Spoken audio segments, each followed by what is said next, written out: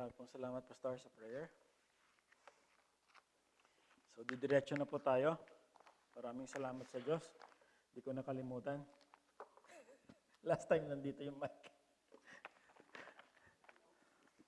So, as an introduction, mga kapatid, magandang hapon po ulit. Ito po yung map. Let us travel with Paul. Ito po yung, this is the map of his second missionary journey.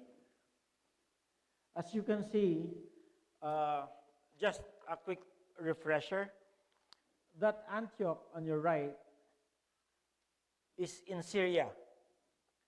Remember, Paul and Silas were there.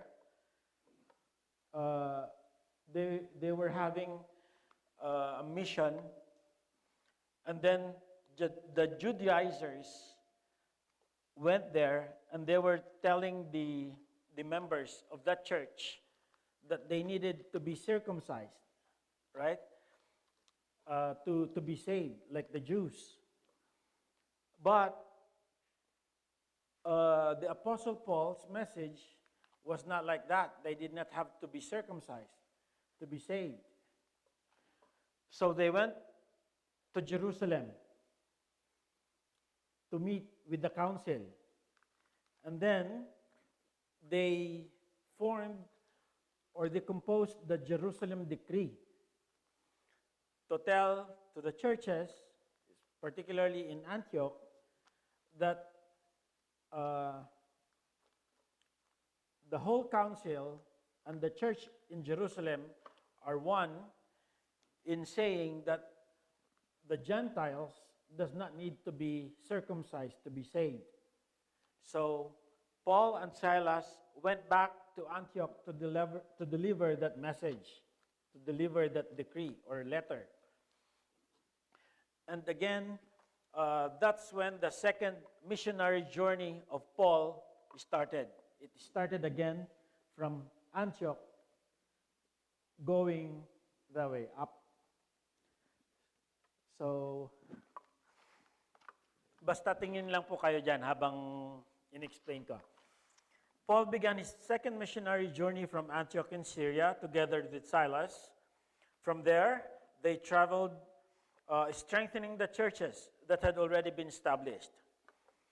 As they continued, Paul came to Derbe and Lystra, where he met Timothy.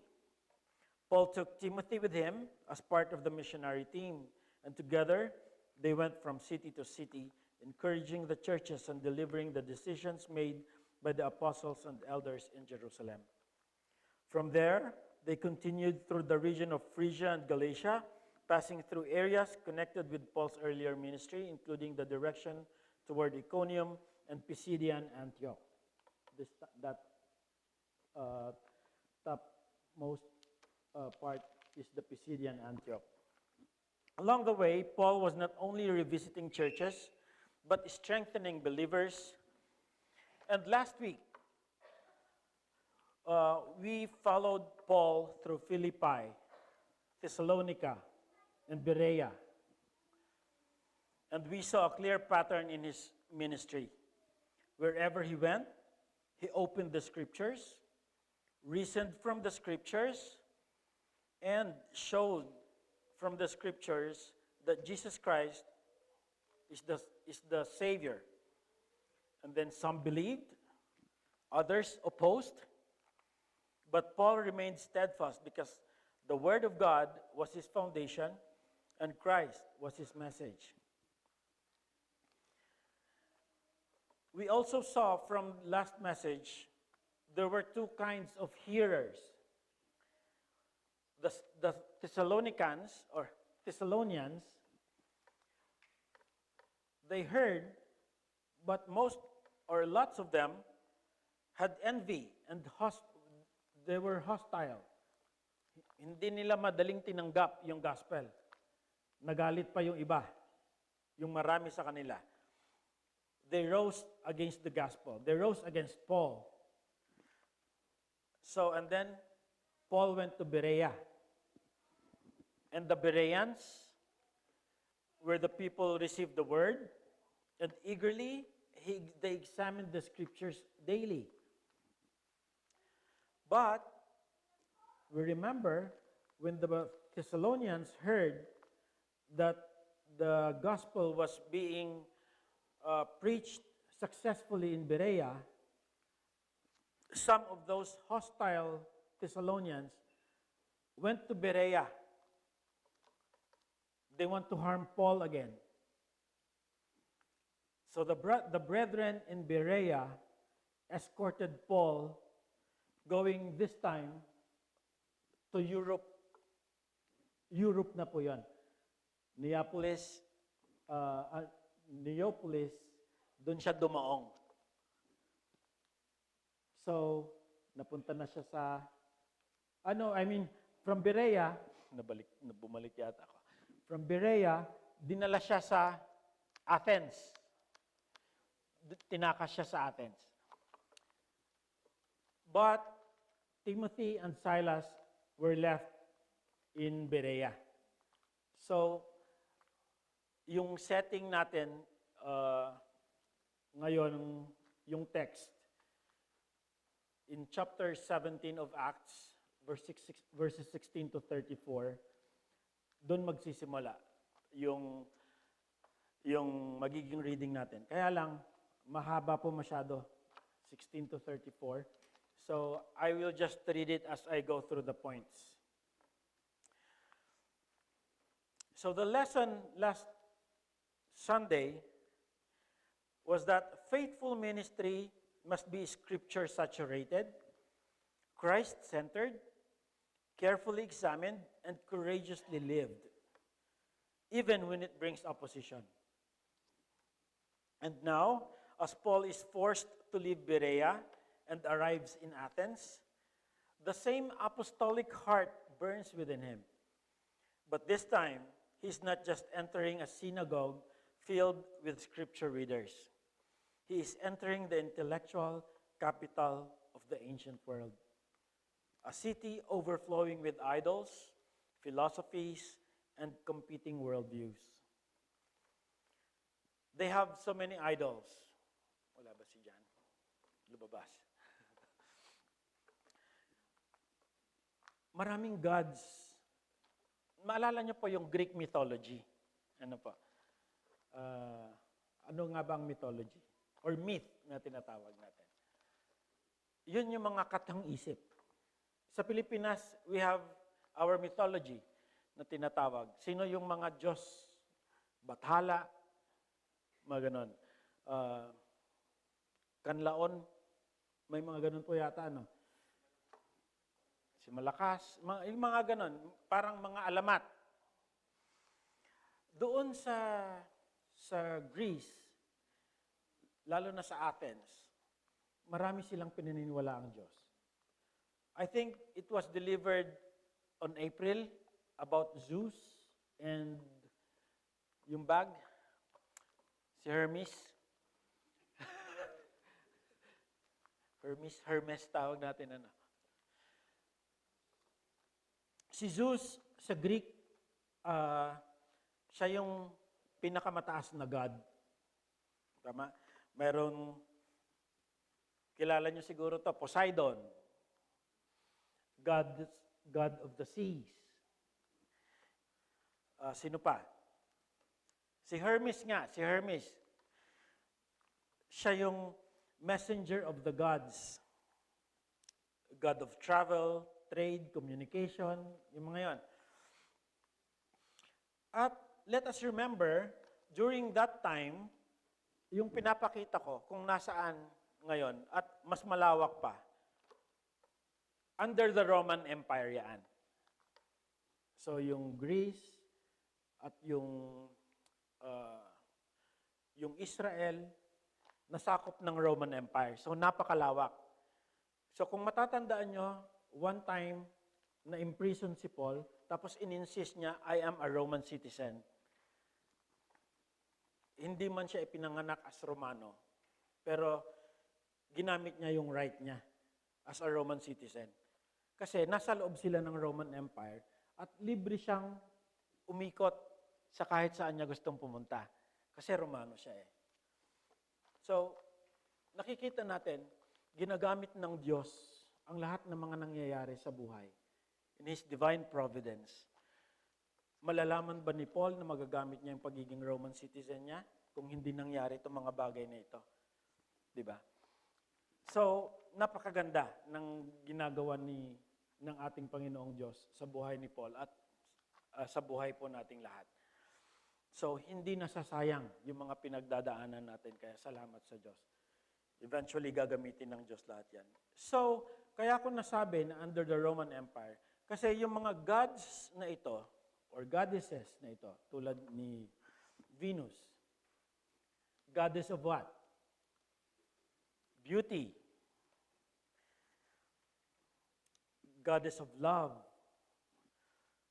Pag si Venus nabanggit, Roman yon na goddess. Ang katumbas sa Greek, si Aphrodite or Aphrodite. So may katumbas sila, si Zeus, sa Roman, si Jupiter. Poseidon, sa Greek yon. Ang katumbas ng Roman god, katumbas niya sa Romans ay Neptune. So, yun pala, yung mga galing pala doon yung mga planet, ano? Lecture. As Paul walked into the streets, he did not see the brilliance. Kasi ang Athens, sabi nga natin, napakaganda. Hanggang ngayon, pinupuntahan ng mga tao. Nagiging sentro ng, kasi sabi ko nga kanina, it's the intellectual capital of the ancient world. Maraming matatalino. May makakilala ba kayo na Greek philosophers? Si Aristotle, si Plato, sino pa isa? Kutsara, tinidor. Plato pa. Si Pastor. Ayun. So kilala talaga ang Greece, mga Griego sa pagiging matatalino, yung mga yan. But what will a scripture-saturated preacher like Paul do in a culture that knows nothing of Scripture? Hindi naman sila Jews na meron sila ng Old Testament. So paano niya ngayon i-deliver ang gospel sa kanila? How does a Christ-centered message confront a city full of gods? Marami na silang Diyos Dadagdagan pa ba ni Paul ng Diyos? How does a Berean-minded apostle reason with people who do not even know the Bible? That is what we will see today as we study Paul at Mars Hill. Ito po yung title ng ating message ngayong hapon. Paul at Mars Hill. Mars Hill. Bakit Mars Hill? Dito po nag-uumpukan yung mga matatalino, may mga alam. Alam palagi ang latest. Doon sa burol na yon, yung mga magkukumare. Kaya tinalawag na Mars Hill. Hindi po, biro lang. Bakit Mars Hill?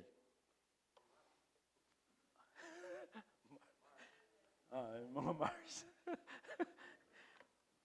Hindi po. Kaya tinawag na Mars Hill ito. Ito po nasa Athens na isang lugar sa Athens. Mababasa po natin mamaya. Ang pangalan ng area na yon is Areopagus. Areopagus ang tawag nila sa Greek.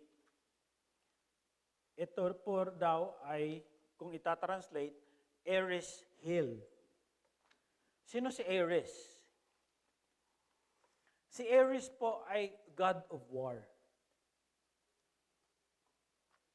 At ang katumbas niya sa Roman, si Mars. Parang planetang Mars. So gagamitin ngayon natin yung Roman na counterpart ng Ares, the God of War, magiging si Mars Hill. Kaya tinatawag nilang Mars Hill.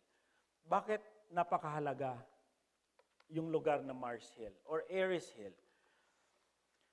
Si Ares is a god of war, tama? Itong Areopagus na tinatawag, isa siyang nasa burol, nasa taas, kung saan nagtitipon-tipon ang matataas na miyembro ng council, mga matatalino na nasa Athens. Ito ay isang korte, lumalabas na court. Siguro parang Supreme Court, parang ganon. Dito nahatulan si Ares ng kamatayan. God na nga, na hinatulan ng kamatayan. Bakit? Kasi, sabi nila, yung anak ni Poseidon, yung god of the seas, tinangkang i-rape yung anak ni Ares, na god of war. Nagalit si Ares, pinatay niya yung anak ni Poseidon. Ngayon, yung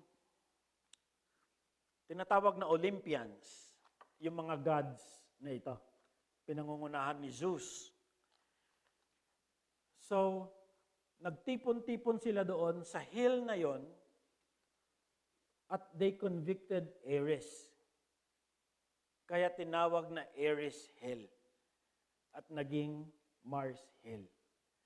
Okay. Yan na po. So, makikita natin mamaya, si Paul dinala doon sa Ares or sa Mars Hill. Imagine nyo kung gaano kaya nakakakaba. Kasi Mars Hill is considered the homicide court or doon dinadala yung mga tinatawag natin na heinous crimes sa ngayon. Yung mga murderers, mga ganon. Doon tinatry or doon dumadaan yung trial. So, as we walk with Paul into Mars Hill, we discover how the gospel confronts culture, challenges worldviews, and calls people everywhere to repent and believe. Now, how does the gospel confront the world's false worldviews and reveal the true God who saves by sovereign grace? We have 3 points. In verses 16 to 21, the gospel confronts with a burdened heart in a broken world. And the second point will be a bold message to a blind culture. And the third, a clear call to a coming judgment. May I read to you verses 16 to 21? Now, while Paul was waiting for them meaning Silas and Timothy, at Athens, his spirit was provoked within him as he saw that the city was full of idols. So he reasoned in the synagogue with the Jews and the devout persons, and in the marketplace every day with those who happened to be there. Some of the Epicurean and Stoic philosophers also conversed with him. And some said, "What does this babbler wish to say?" Others said, "He seems to be a preacher of foreign divinities, because he was preaching Jesus and the resurrection." And they took him and brought him to the Areopagus, saying, "May we know what this new teaching is that you are presenting? For you bring some strange things to our ears. We wish to know, therefore, what these things mean." Now all the Athenians and the foreigners who lived there would spend time in nothing except telling or hearing something new. So, nakita natin, dinala na siya doon dahil may mga bagong turo silang naririnig.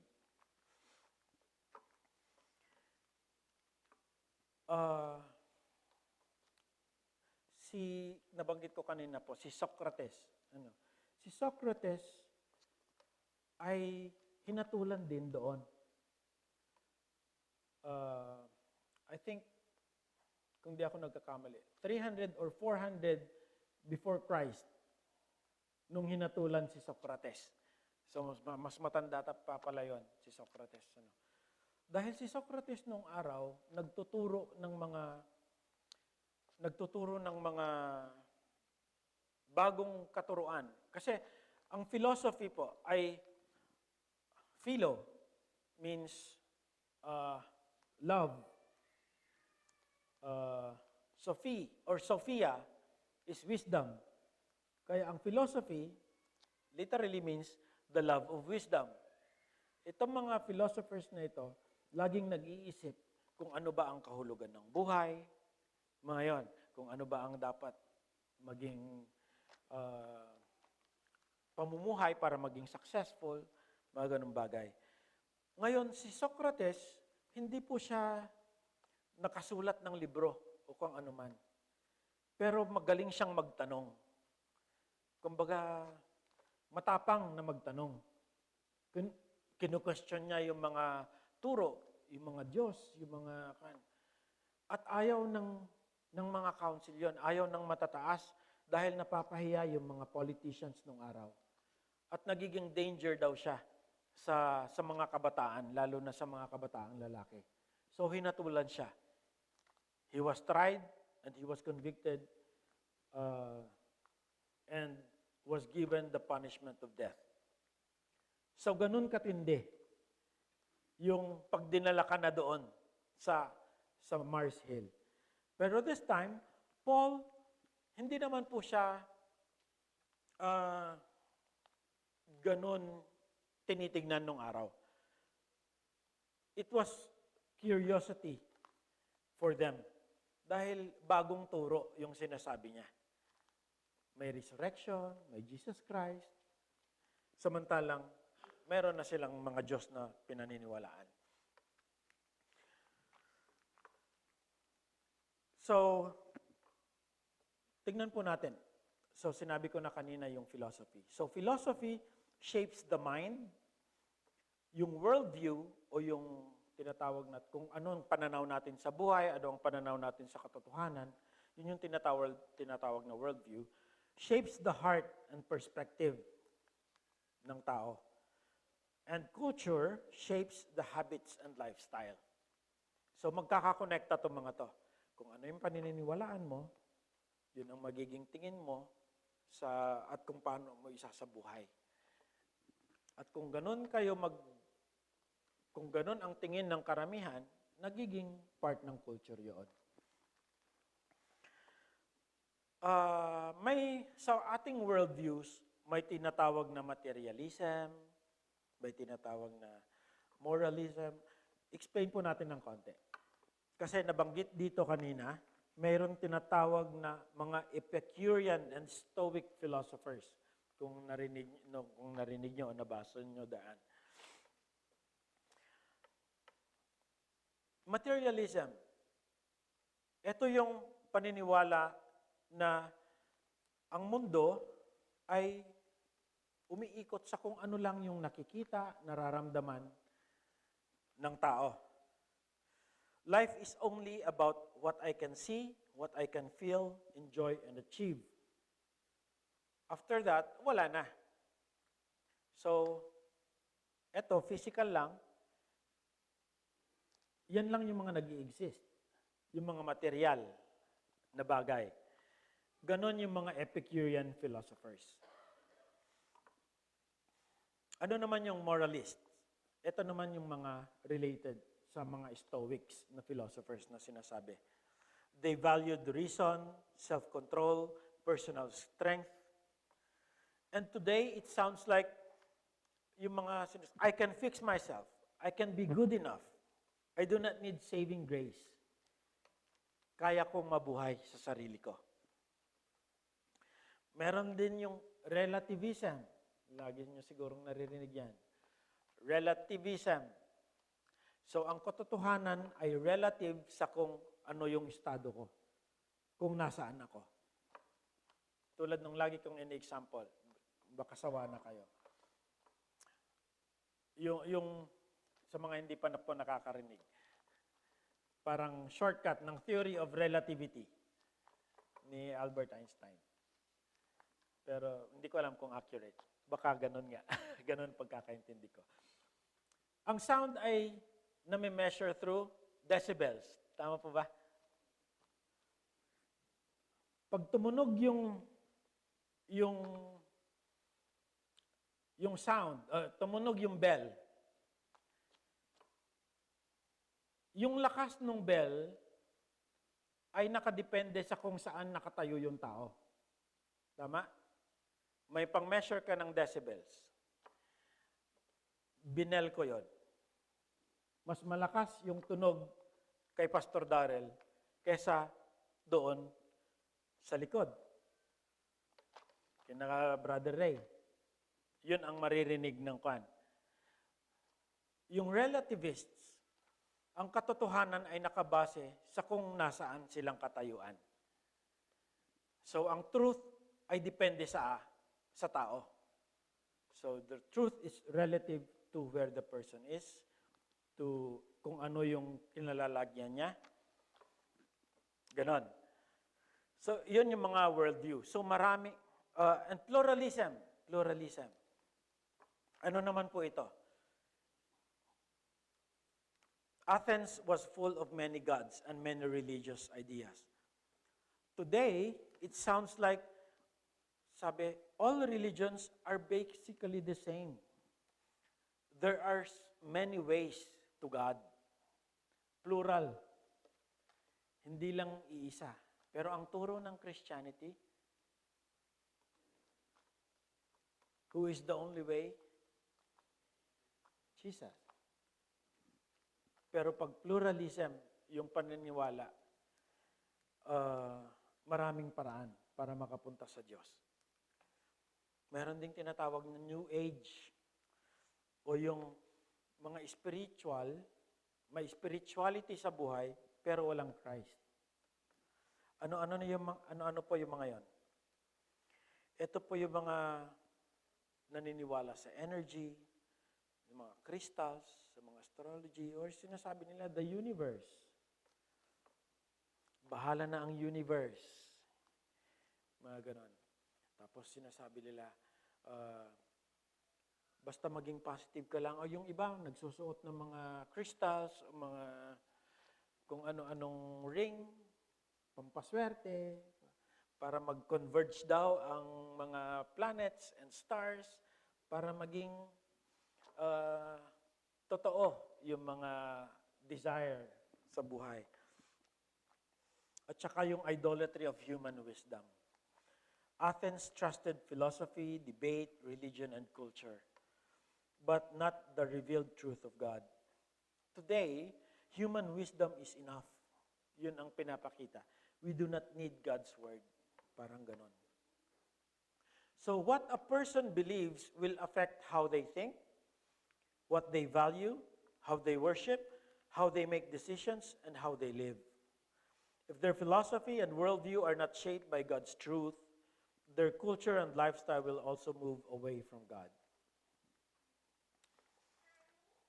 Athens was full of these things. The people had many ideas, but they did not know the true God. They were shaped by idols and human wisdom. They loved religion, learning, and debate, but they were still spiritually blind. That is why Paul was deeply troubled. He saw a whole city thinking wrongly, worshiping falsely, and living without God's truth. Nakita niyo po sa verse 16, he was provoked. Ibig sabihin nito, he was deeply stirred, grieved, spiritually distressed.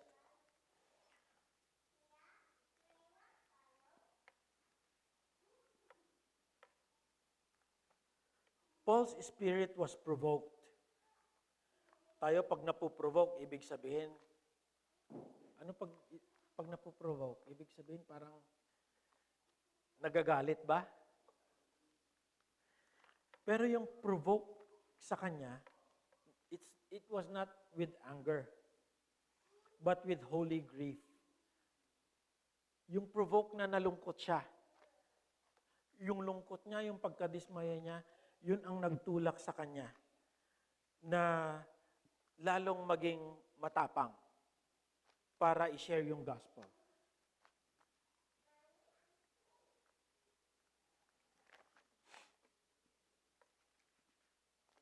Paul was not merely irritated by Athens.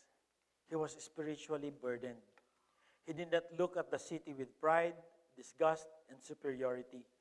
He looked at it with a heart that had been captured by the glory of God and humbled by the sovereign grace of God.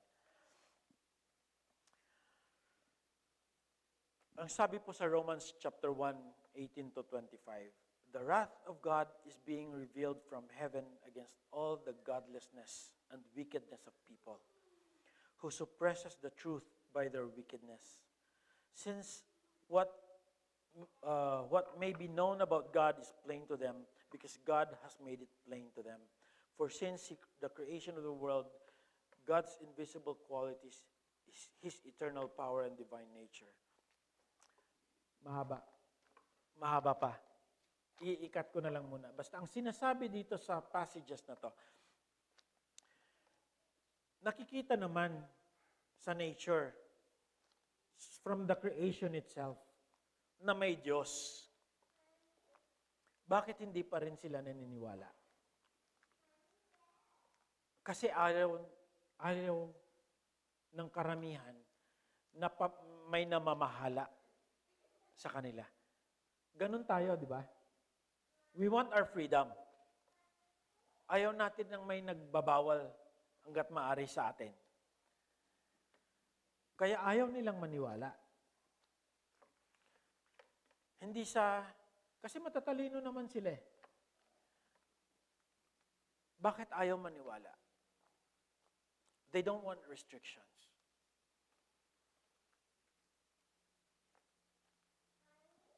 Gusto ng mga tatay maglaro ng basketball. Pero hindi palaging pwede, no? Hindi palaging pwede.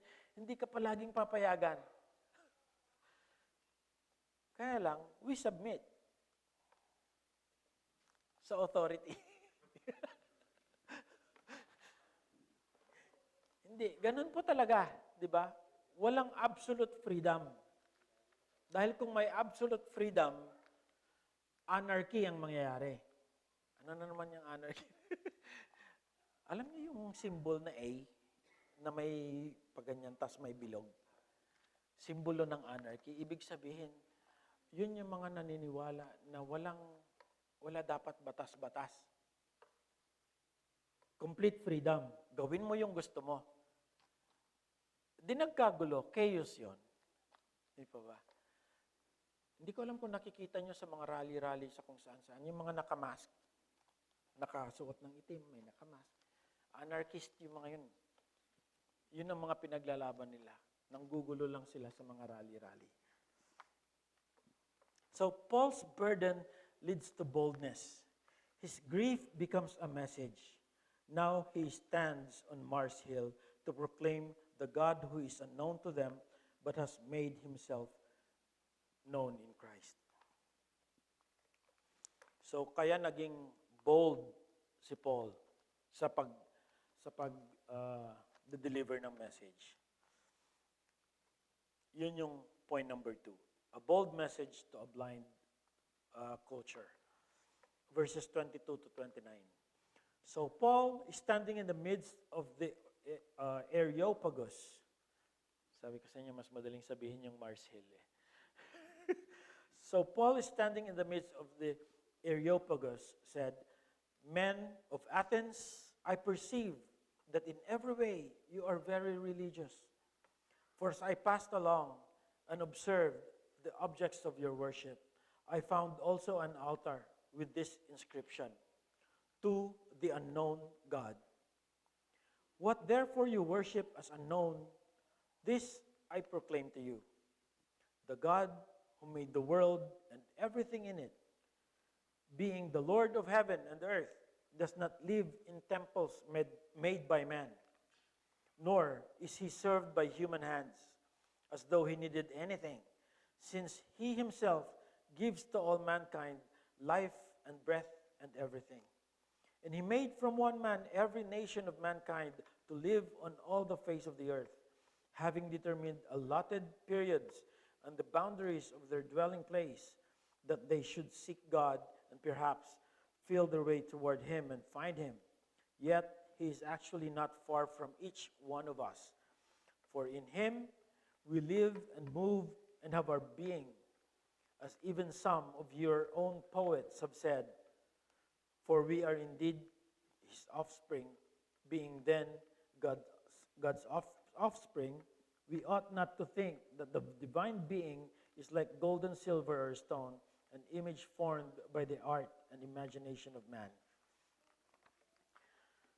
Paul begins with common ground, but he does not compromise the truth. He does not start by insulting the Athenians, nor does he pretend that their religion is acceptable before God. Instead, he begins where they are. So, Tagalogin ko na lang po. Naging kalmado lang si Paul. Hindi niya agad inatake sila. Sabi niya, napansin ko, very religious kayo. Nakita ko nga, ang dami niyong mga Diyos. Tapos, kaya lang napansin ko, meron kayong nakalagay na inscription doon, to the unknown God. Meron pa silang hindi nakikilalang Diyos. At sabi ni Paul, ipapakilala ko siya sa inyo. So, sa verse 24, sabi ni Paul, God is the Creator. He made the world and everything in it. Paul begins with creation because creation establishes worship. Tapos sa verse 25, sinabi ni Paul that God is sustainer. Sabi niya, He gives to all life, breath, and everything. Siya ang nagbibigay ng buhay. Sabi pa niya sa verse 26, God is sovereign. He determines nations, times, and boundaries. Itinakda niya ang lahat ng mangyayari. Itinakda niya yung boundaries ng mga bansa at kung saan nagsimula at hanggang saan tayo papunta. It was already decreed. God is knowable. Knowable from, ibig sabihin, makikilala natin siya. Nagpapakilala siya. From the creation, which is part of the general revelation, lahat ng tao malalaman na may Diyos kung pagmamasdan ng creation. Pero may specific revelation. Ano ang specific revelation? Kung sino lang yung makakarinig ng magandang balita, yung makakaintindi. Mas specific yon. Kasi sa buong mundo, kung sino-sinong paniniwala ang nag-create nito, nag-create niyan, pero may specific. Ang Bible sinasabi, ang Diyos ang gumawa nito. The Godhead, God the Father, God the Son, God the Holy Spirit. Tapos sa verse 29, sabi ni Paul, that God is supreme. He cannot be reduced to idols. Huwag natin siyang paliitin. Huwag natin siyang ilagay sa box. Ito lang ang kayang gawin ng Diyos. Hindi natin unfathomable. Or hindi natin mami-measure kung ano yung kakayahan ng Diyos gawin. Ganon din sa buhay natin. Kahit gaano ka pa, kahit gaano pa tayo makasalanan, pag ang Diyos ang kumilos sa bawat isa sa atin, gagamitin niya tayo.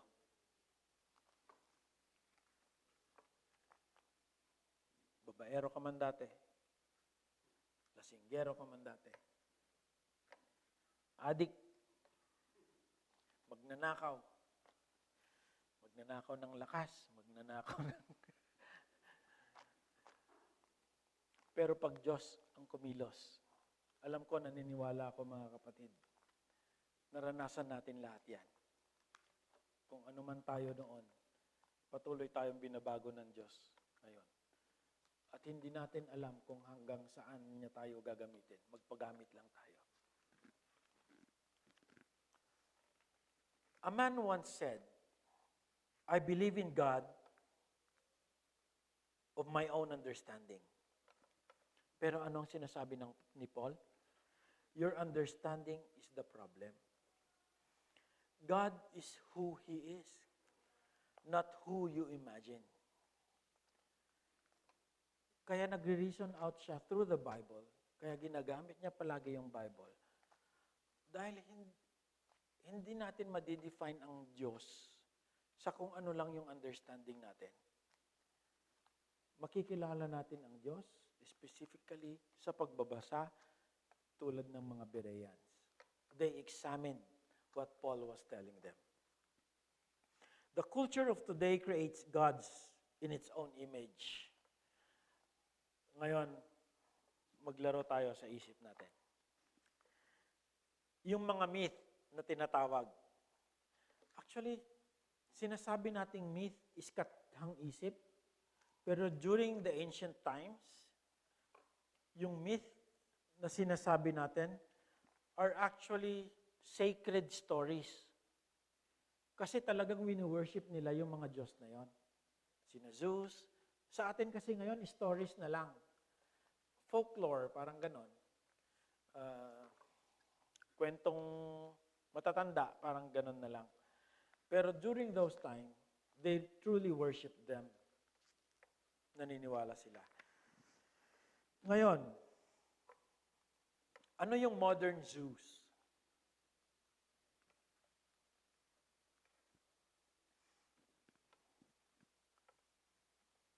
Ano yung modern Zeus?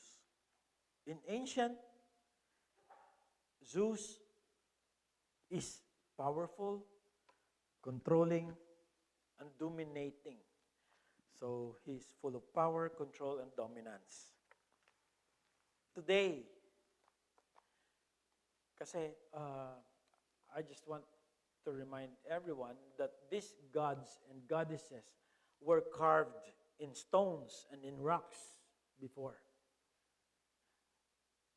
But the myths of today, the gods and goddesses are not carved in the stones, but they are carved in the heart and mind. Di ko po alam kung natatandaan nyo yung nung nag-aaral tayo, yung Invictus na poem. Doon sa baba niya, may dalawang linya na very popular. Or hindi lang siguro natin matandaan kung ano yung title ng poem. Sabi doon, I am the master of my fate. I am the captain of my soul. Niisip ko rin palagi yun, I am the captain of my ship. Ship nga naman yung may kapitan, ano? Pero yes, yun ang sinasabi ng mundo eh. I am the master of my fate. Fate, hindi F-A-I-T-H, kundi F-A-T-E. Yung kinabukasan, yung future ko, parang ganon. I am the master of my fate. Nakasalalay sa akin yung kinabukasan ko. And I am the captain of my soul. Ako yung masusunod. Myth. Katang isip natin. Dahil akala natin totoo yun. Kinuha ka ngayon ng Diyos. Asan yung future mo? Are you the captain of your, are you the master of your fate? No. Tapos sinasabi ng marami, I don't need God. I can define my own truth.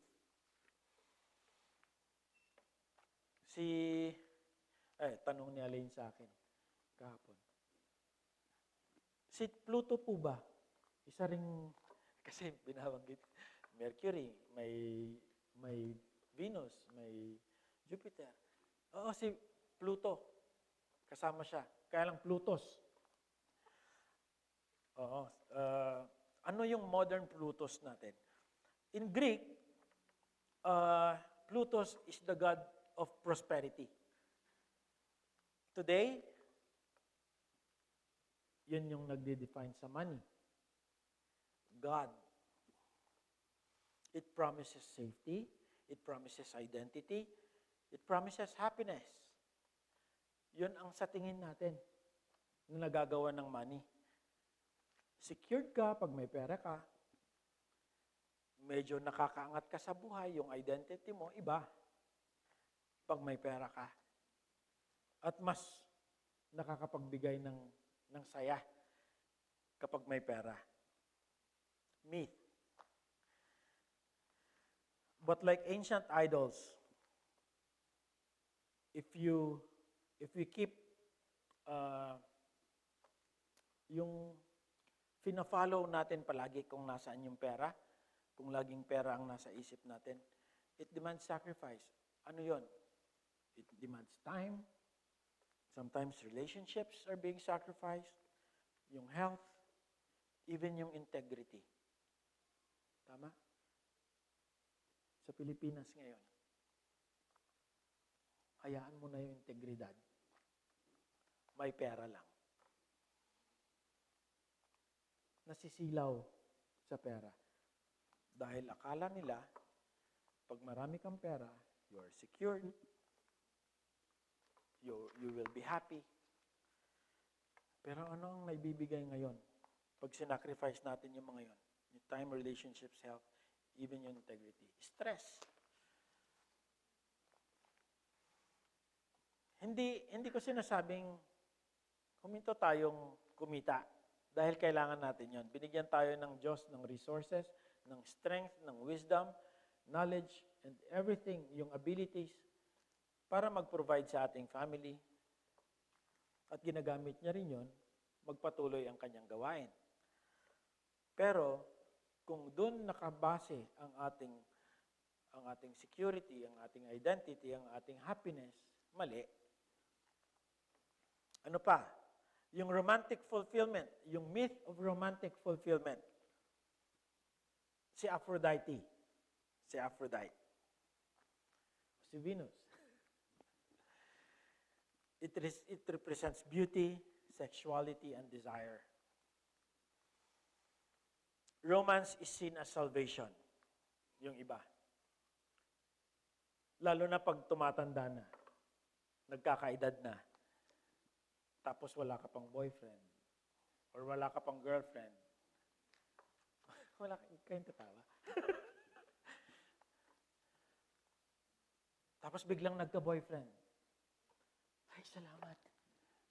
O yung mga tatay na, oy, medyo nagkakaedad na yung anak ko. Wala pa rin girlfriend. O wala pa rin boyfriend.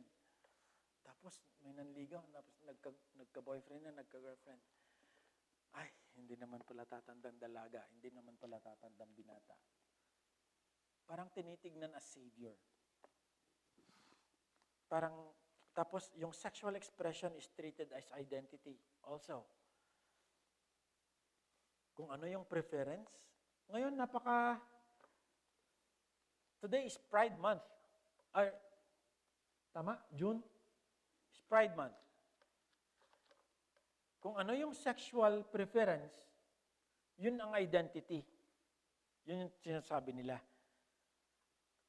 Kaya hindi na mabilang kung ilan ang sinasabi nilang genders. Ang alam lang natin, male and female, boy or girl, man or woman. Pero ngayon, dahil yung lalaki, gusto lalaki, sasabihin nila, yung iba nagkiklaim, I'm a woman. Kahit may lawit. Di ba?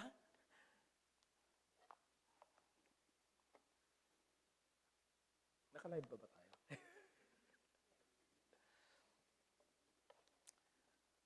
It is what it is. Ganun po eh. Ang kasalanan ay kasalanan. Inaatake ni Paul yon. It's a myth. Dahil kagustuhan lang ng laman. Beauty is worshipped as worth. Di ba? Pag nakikita natin sa salamin.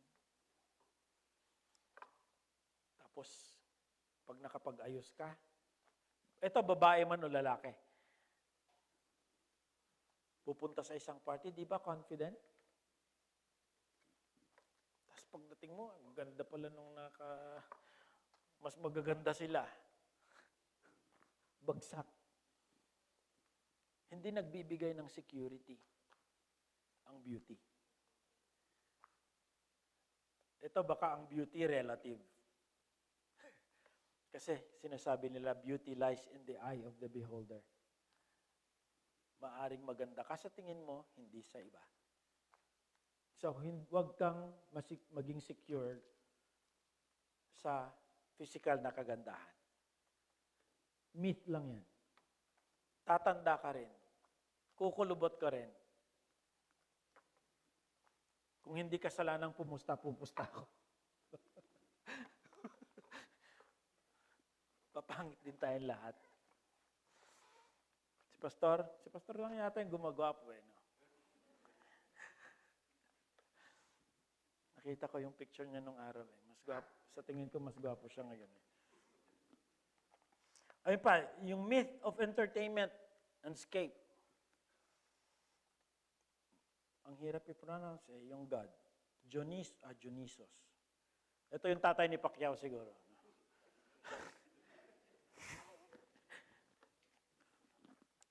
Dionysus was the god of pleasure, wine, and ecstasy. Ito yung mga pagtakas. Marami nang ganon. They end up homeless. Kasi gusto nilang takasan kung ano yung kalalagayan sa buhay. Mas gugustuhin nilang magdroga na lang. They seek after things tulad ng entertainment, ng mga bagay na yan. So, modern idols are not statues. They are not statues anymore. They are stories we believe, desires we obey, and identities we worship. They promise what only God can give. Those idols, those gods that I mentioned earlier, they promise meaning, but only God can give true meaning. They promise security, but only God can give true security. They promise joy and salvation and identity, but only God can give us all of those. Just like Athens, our world is full of idols. They simply look more respectable. Mukha lang silang karespe-respeto. Pero hindi. Anong oras na po?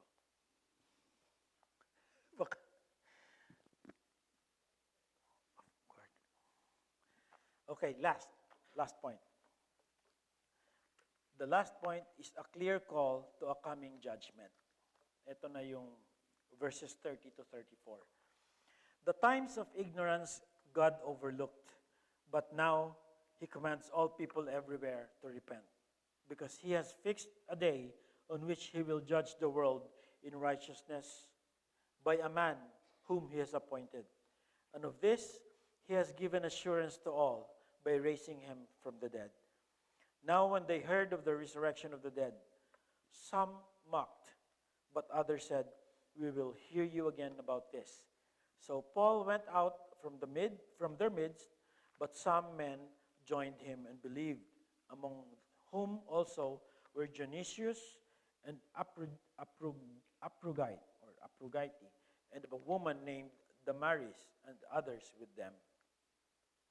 So Paul ends with three gospel truths that move the message from explanation to confrontation. He does not merely describe God to the Athenians.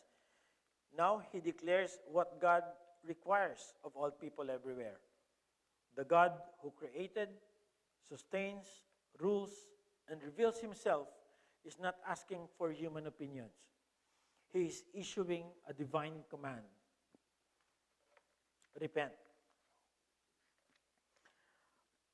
So repentance is commanded.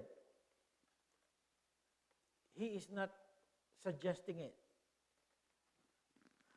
Paul says that God commands all people everywhere to repent. This means repentance is not optional. Hindi rin ito cultural or para lang sa mga religious na tao. It is not a recommendation for those who feel interested in spiritual things. It is the universal command of God to every sinner to repent. And what does it mean to repent? To turn from sin, to turn away from sin, to turn away from false worship and self-rule and unbelief. God, the Athenians must not simply add Paul's God to their collection of gods. Ito ang sinasabi ni Paul. They must abandon their idols and bow before the true God. And judgment uncertain. For sure, tuloy ang judgment. Walang makakapigil. When Jesus Christ came the first time, He was the Savior. When He comes the second time, He will come as the King and the Judge of the world. At darating yung time na yon. Christ is the judge proven by His resurrection. So this is not merely a philosophical debate about ideas or religion or morality. Paul is not presenting Christianity as one option among many. He is announcing the authority of God over every worldview, every culture, every conscience, and every human heart. This is a divine summon. The gospel does not simply invite people to consider Jesus. It commands sinners to repent, believe, because the risen Christ will judge the world in righteousness. Mga kapatid, just an illustration. A courtroom judge that does not ask the guilty person, would you like justice today? Hindi niya itatanong yon. Because justice is not based on the criminal's preference. Wala sa kanya yung desisyon. Nasa judge. The court does not wait until the guilty person feels ready. Once the day is appointed, the case must be heard.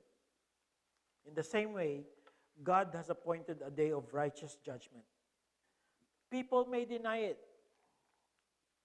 They can even mock it if they want. They can delay thinking about it or distract themselves from it. But they cannot cancel it. The only safe place before the coming judge is in the mercy of the risen Christ. Justice is appointed, so is God's judgment. Therefore, repentance must not be delayed.